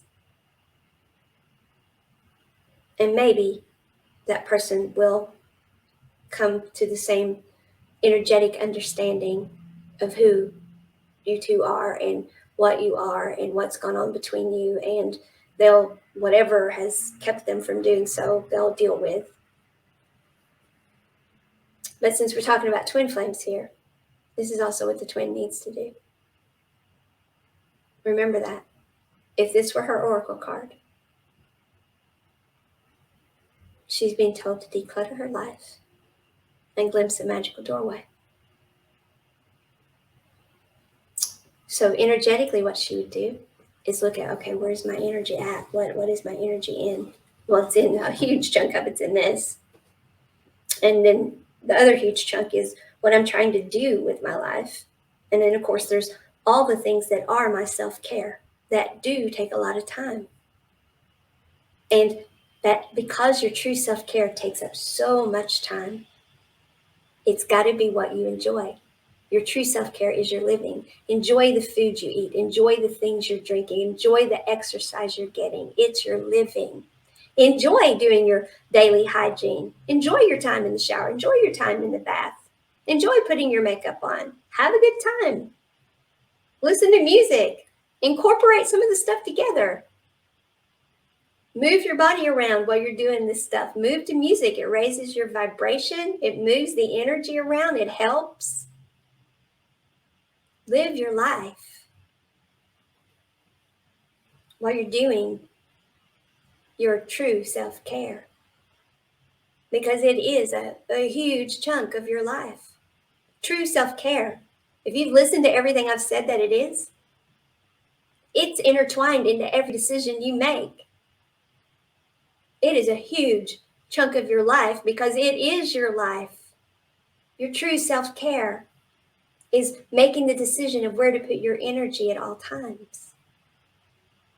But it does take time to keep a handle on it, to analyze it, to do your daily I am being, I am feeling, I am experiencing, programming your own mind, claiming sovereignty over self. This is who I am.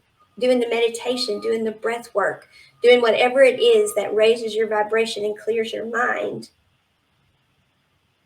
And so enjoy that too. If you're not a sitting meditating person, do walking meditation, do dancing meditation, do journal meditation. There are all kinds of meditation. There's all kinds of ways to come to self.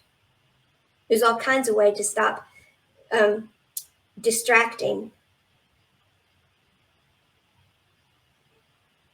to creating or recreating.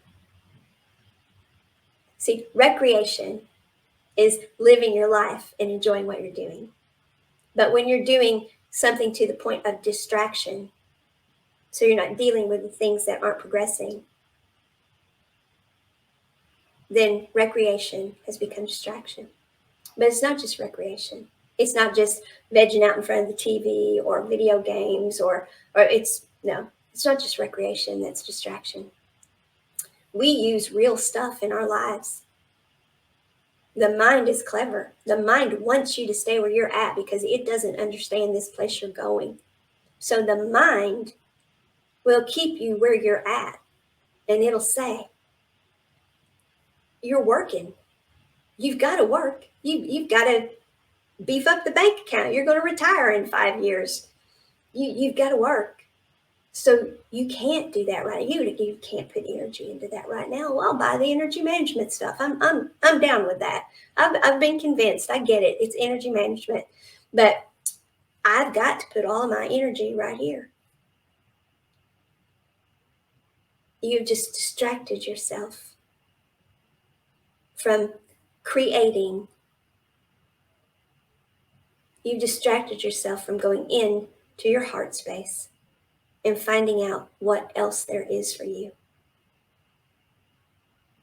Now, maybe you're at a point in your life where you really weren't meant to be in a relationship. That is possible. You could have written it that way. But with what I know about twin flame at this point in time, no, twins did not write their lives to do that. Twin flames were meant to incarnate together to raise the vibrational frequency of the planet and to model the 1 + 1 = 3 relationships to help do that and to live those relationships. They are high vibrational. They aren't meant to be without companionship. They aren't meant to be without all the joys of a relationship. They're meant to have all of those things. So distracting yourself, even with the good things, well, I've got my kids to think of. When my kids are grown, I'll do this. Really? What if your story doesn't go till your kids are grown? I have a friend, Karen, who says, on your deathbed, don't let the life that passes before your eyes be someone else's.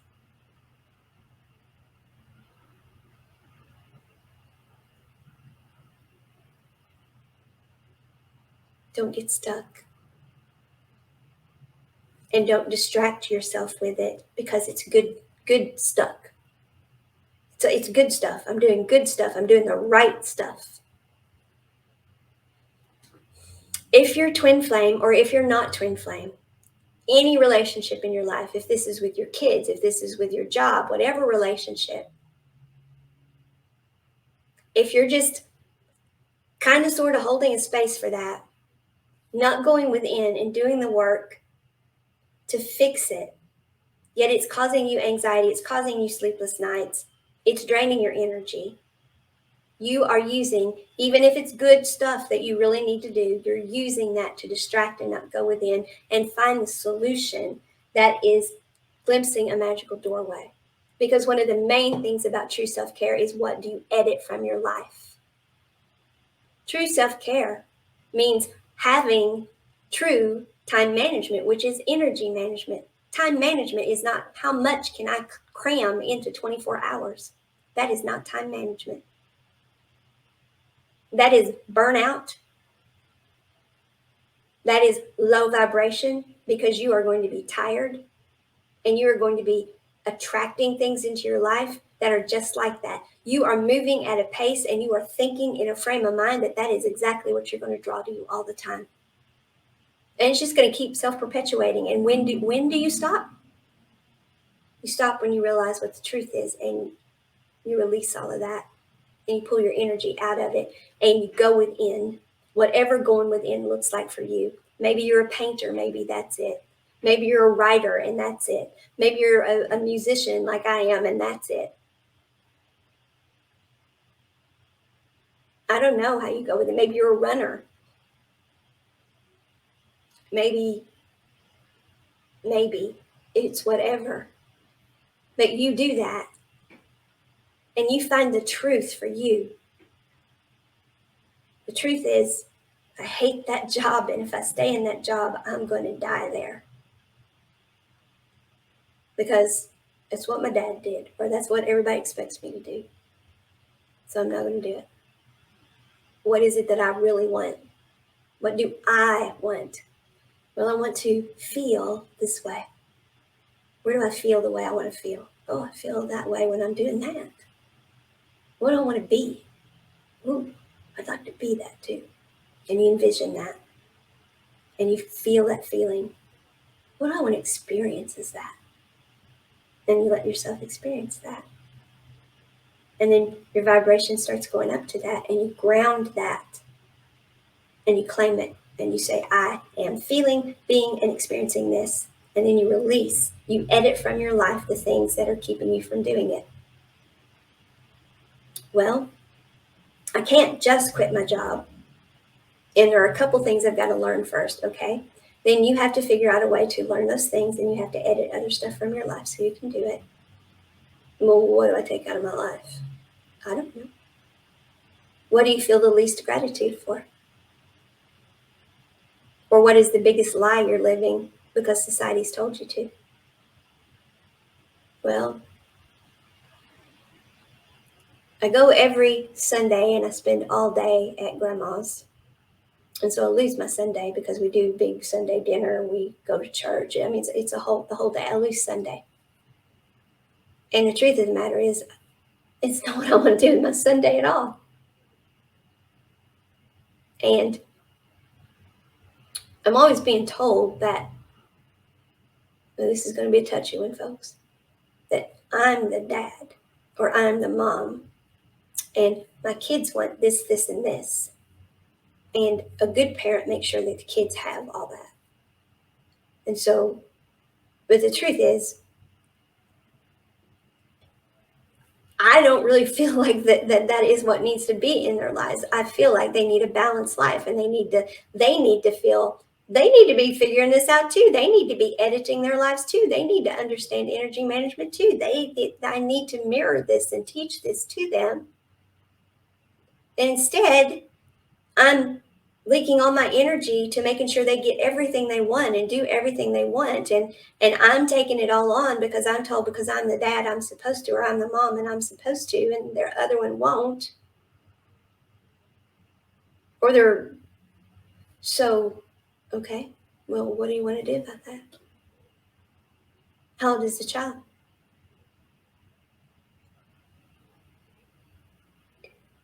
We should be doing energy management. We should be teaching energy management to our children from birth so they don't end up in this situation. So, is the child speaking yet? Can you talk to the child? Is the child where you can start talking about these things? It's not that I don't want you to do activities, but in our life, we have to edit our lives so that we are doing energy management. Now, you have school, it takes up this much time. You have friends you want to go do things with, it takes up this much time. And now you also want to do these, and these. But energetically, that doesn't work. that's too much because you have to have X amount of rest.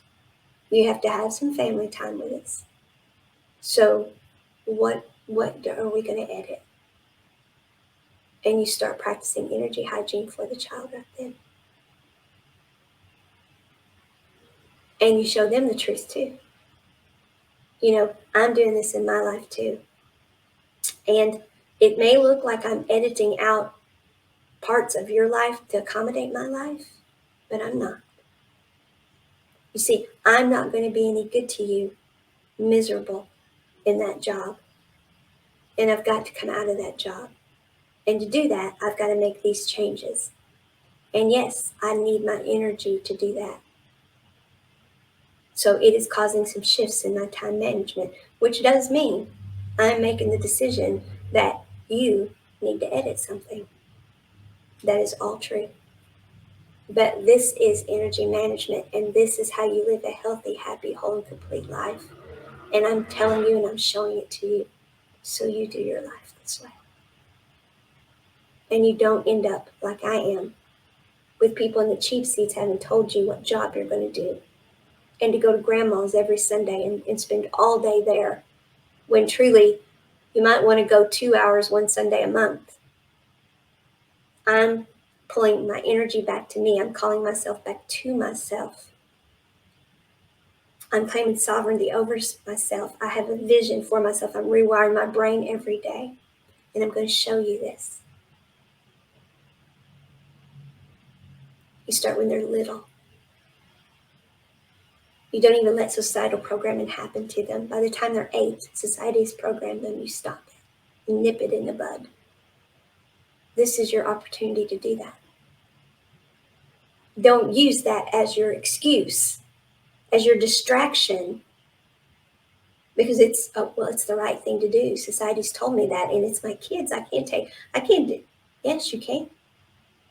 It is the responsible thing to do. I used to teach my boys about managing money by, they would say they wanted something. And I would say, okay, well, we have vacation coming up in 2 weeks. We're going to the mountains for a week. And in the mountains, you all want to do this, this, this, and this, right? Okay, well, I have a budget. And this is the money I have. Now, we can spend that right now and do what you're saying or get that. Or we can go on that vacation. And my husband at the time, their stepfather, was livid with me every time I did that. And he was like, my parents never talked about money in front of me. I never knew that stuff. And I said, and look how you handle money. You have no clue. You spend it on what you want to spend it on at that moment because you've got it. And then there's no more money. My son, who is 35, soon to be 36, has a doctorate, a master's degree, and 2 bachelor's degrees, no student loan debt, and did it all fellowship and scholarship, worked while he was in school, taught while he was figuring out about his doctorate, taught for 5 years, and worked in a lab. My son grew up understanding, and my son has no debt. My son is debt-free. Dr. Thomas, 35 years old, has done all of that and is debt-free because his mom said, this is what you do with money. Now, I had somebody right in my face saying, no, you don't do that. Yes, you do. You live in front of your children and you teach them the way to do things. And you don't let societal programming, anybody, the cheap seats, in this case, their stepfather was the cheap seats. And I knew who I was. I knew. And my perimeter was, you can say that stuff, but I'm going to tell you because you need to learn it too. And now, excuse me, I'm talking to my boys. This is something that's going to make their life turn out better than mine and yours. So excuse me. And that's what we do. Now, was I a perfect parent? No, not by any stretch of the imagination. But I did understand that that's what you do, is you live your life authentically and you teach your kids as you go. My son has had to make some hard choices in his life. Has he made the ones I would make? No. But you know what he did? He made his choices. His dad told him, "You're just like your mom. You're going to decide and you're going to do it." Well, he's that way too. But my son has ways to make these decisions because that's how I taught him to think. I taught him to think. And he manages anxiety so much better than I do because when he had something happen that was anxious, his mom was open about the fact that anxiety has nearly destroyed my life. I seek help for that. And he went and got help. Now, if I had hidden that from him, if I'd been, society says don't let kids know this stuff, that everything's about the kids have to be protected from everything. No. So, energy management for raising your children is being authentic. Now, am I saying tell them every little nook and cranny and show them the, no. But I am saying don't stop your life and say, I'm doing the right thing, I'm doing it for the kids. I grew up in one of those homes. My parents should have been divorced years before they were. There's an incident that happened when I was 2 that my parents should not have gotten back together. But they did. Because I begged mom to go back because I didn't understand. I was 2. And daddy was there and wanted us to go home, and I wanted to go home. So mama did.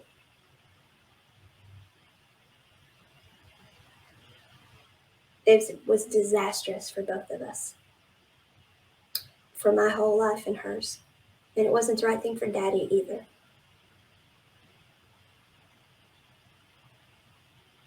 But to this day, it'll be, well, you were 2 and you wanted to go home. And, I could stay at mom and dad's and I could do this and that, but I thought it would be better if we were with your dad. And to this day, it is still, I did it for you. No. It wasn't the right thing for me at all. It was the worst thing you could do. Because when a relationship is over, it's over. And lying to children and telling them that it's not, they figure that out. Lying to children and telling them that everything is going fine, they figure that out. And you know what they grow up and do? They're going to do what you're doing. They're going to get into a relationship. It's going to be a bad relationship and they're going to stay in it because, well, that's what you do. No, you don't. Energy management, you do not. Now, I've stayed too long in several relationships because I was stuck. I was stuck because of my health, because I didn't know what to do about it. I've got things now that I'm still stuck with, that every day I make strides to pull that energy back out of it. Because there are some realities to those things. Just like that person couldn't just up and leave their job, they had to take some steps to do it. There are some steps that I have to take to deal with, but I pull energy back to myself from that every day and I work on those steps. That is energy management. It's living your life. So what's the line between hope and hoping against all hope? It's in your daily energy management. Declutter. Edit your life. Make your life your way. Your life, your story. Live it your way in great big capital letters. Your heart space knows. Your control tower knows. Your gut knows. Your mind, you can use the mind for what the mind is meant to do. It's a place you refer back to and say, okay, now this is the path. What are the dangers you see? Well, I see this, and this. And the biggest danger is you're not listening to me about this. You're doing all this stuff. No, well, that's not a danger. So that's the one that you need reprogrammed on. This is how we live now. Oh yeah, those 4 things you did that way, they did work out. Well, all right. Well, really, I see this and this. It's mostly nobody in your family's ever done that before, and people are going to talk and Well, it's just not the way society does stuff. Oh, and so that's your arguments. Yeah. And you look good doing it too, because it impresses people. Oh, yeah, there is that. What are people going to think? People in cheap seats. When I'm transitioning, whose life do I want to have lived? Not theirs. Okay, mind, I got it now. Thank you very much. Let's transcend the mind, declutter our lives, and glimpse a magical doorway. I took 6 days to work on a project. Some clutter in my life interfered in ways, but I got a lot done.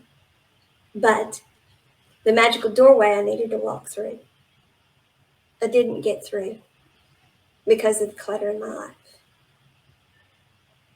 So I have to edit it because my anxiety got up about something and the fog came back and I couldn't think to do some stuff. I lost a whole day to fog, mental fogginess, because my energy management on something, I had anxiety about this something, and I knew what it was, and so I started working to pull my energy back from it. And I did all the things that are my total self-care to do that. And now I have to declutter my life from what that was.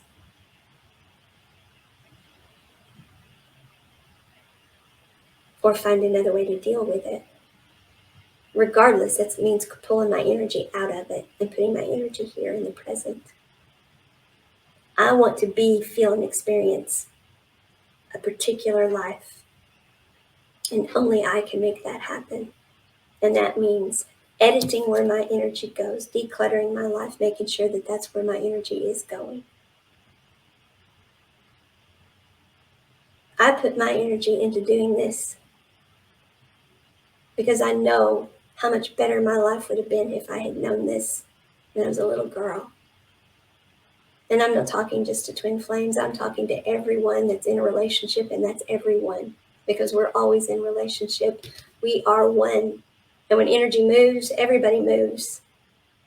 You being plugged into your right vibrational frequency fixes the world. It fixes my world because somebody is butterfly affecting because you're not plugged in where you need to be. Your greatest gift to the world is show up and be. This is me. This is me. This is how I said I was going to show up in the world.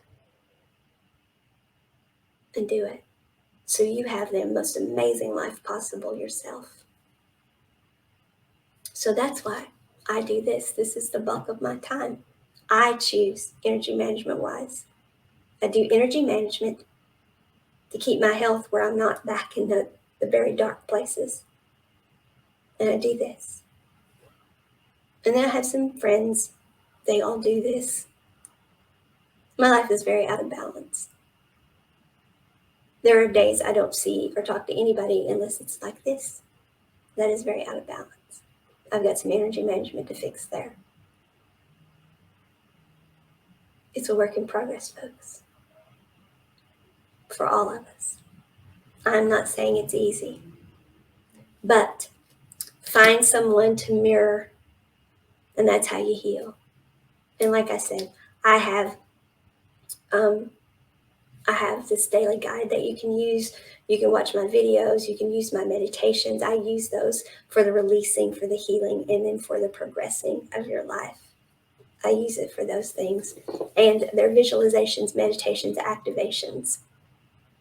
Yeah, that's what I do. And it's on the website, aslongasyou'rebreathing.com. It's the daily energy management guide is the name at this current point in time. But yeah, and this is what I teach, and this is what I help people do every day. And right now, that's what my energy management is. Now, what it's going to be 3 months from now, a year from now, 6 weeks from now, tomorrow, I'm not exactly sure. But I will always be fundamentally this person. It's who I am. It's who I came here to be. I know who I am at my core. So I'm always going to be doing some version of this, some version of helping people plug into their vibrational frequency and live their life, their story, their way. And as long as they're breathing, twin flame, not twin flame. The line between hope and hope against all hope. It's living, whatever that means for you, in great big capital letters. Thank you. Wrote something that was quintessentially me and could just have my name at the top of it. This is it. I love this little song, Shooting Stars and Rainbows.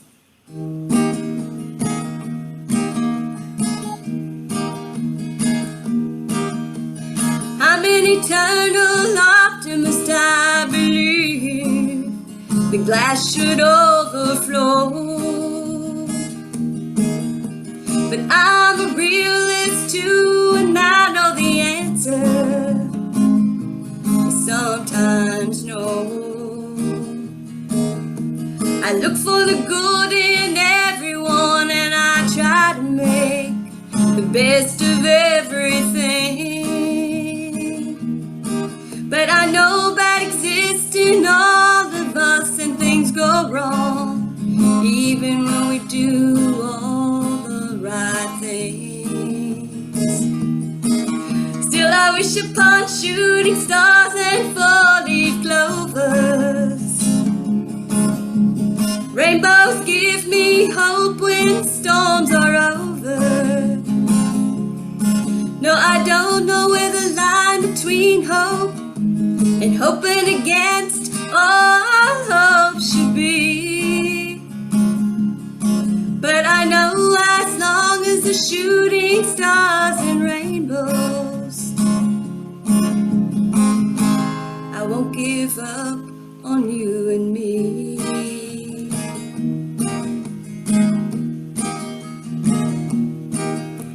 I know that things take time, but in this life, oh, time is short. What's meant to be will be, but we have to show up to get what we really want. I've known ups and downs, and I believe in working for happy endings. I understand highs and lows, and I know that sometimes it simply takes a new beginning. And I wish upon shooting stars and four-leaf clovers. Rainbows give me hope when storms are over. No, I don't know where the line between hope and hoping against all hope should be. But I know as long as the shooting stars and rainbows, I won't give up on you and me.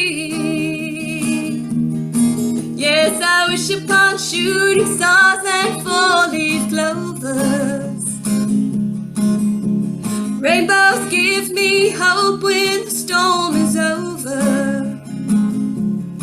No, I don't know where the line between hope and hoping against all hope should be. But I know as long as the shooting stars and rainbows, I won't give up on you and me.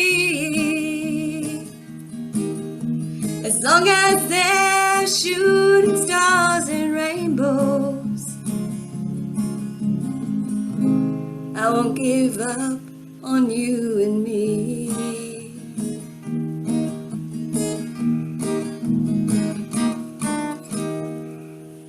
Shooting stars and rainbows.